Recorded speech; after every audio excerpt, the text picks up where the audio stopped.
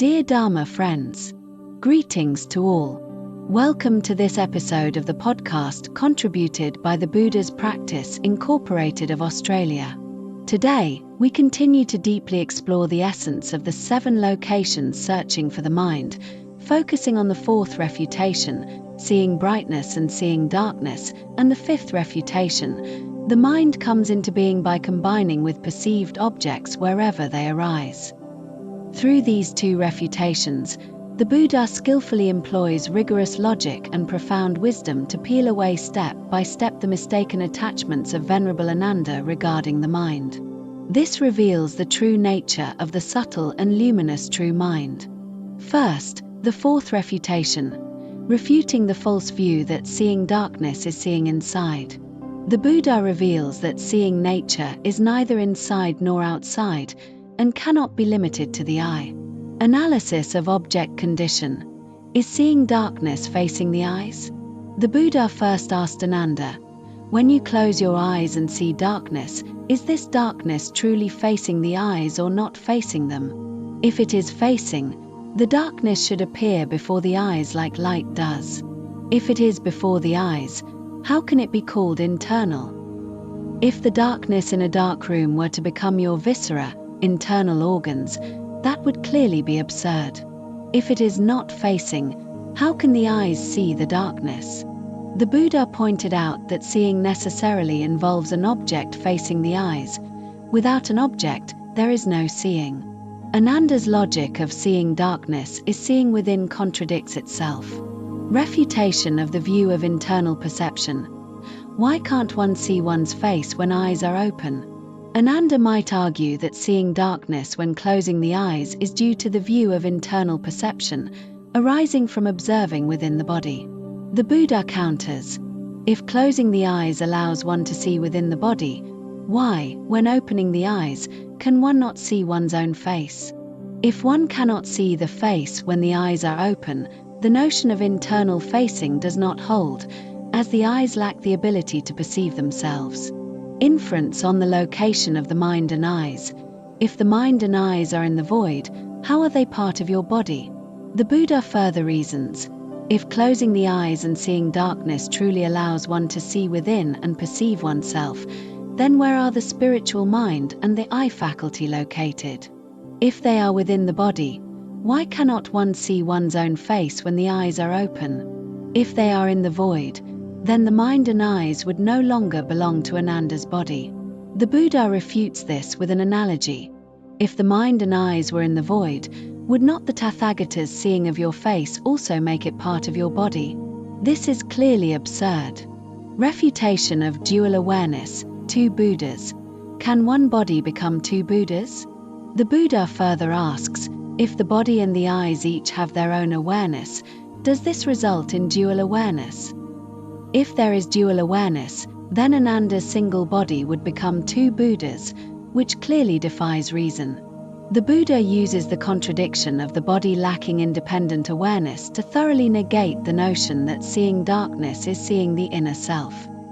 Second, 5th refutation.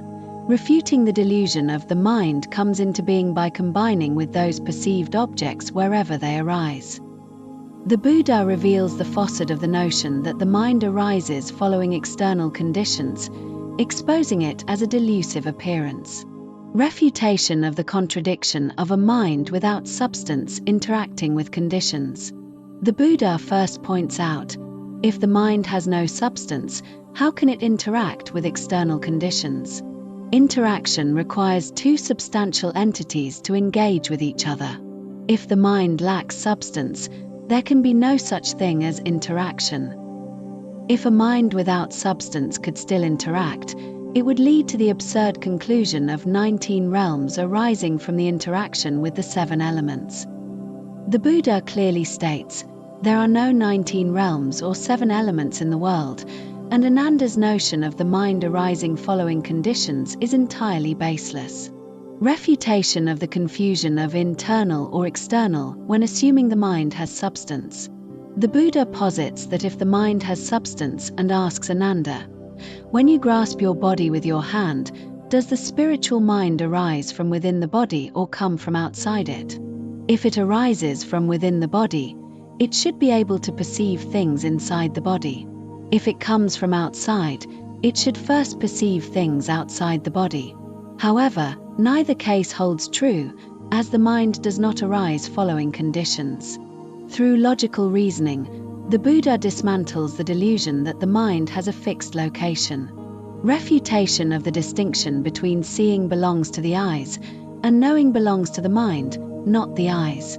Ananda hastily argues, seeing pertains to the eye faculty, while the mind only knows, it is not the eyes that can know. The Buddha counters, if the eyes alone can see, why cannot a door see? If a deceased person's eyes remain intact, why can they not see objects?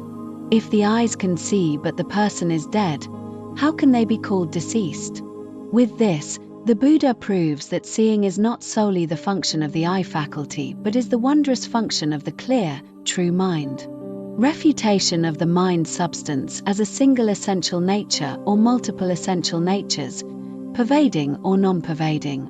The Buddha further questions, if the knowing mind has substance, is it singular or multiple? Does it pervade the entire body or only a part?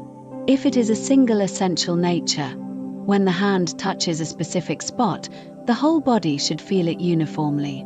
If the whole body feels it uniformly, the specific point of contact should not exist independently, which is contradictory. If it is multiple essential natures, then one body would become multiple persons. Which one is you? The notion of a fragmented self is absurd. If it pervades the body, this falls into the same problem as the singular case, where the specific point of contact should not exist independently. If it does not pervade the body, when the head or foot is touched, the head may feel it, but the foot should not know. Yet, in reality, Ananda can perceive both simultaneously. Third, conclusion. Through the fourth and fifth refutation, the Buddha used a subtractive approach to peel away Ananda's erroneous attachments layer by layer. Let us follow the Buddha's wisdom, eradicate attachments to the internal, external, and conditioned phenomena, return to our true mind, and swiftly attain enlightenment. Thank you all for listening.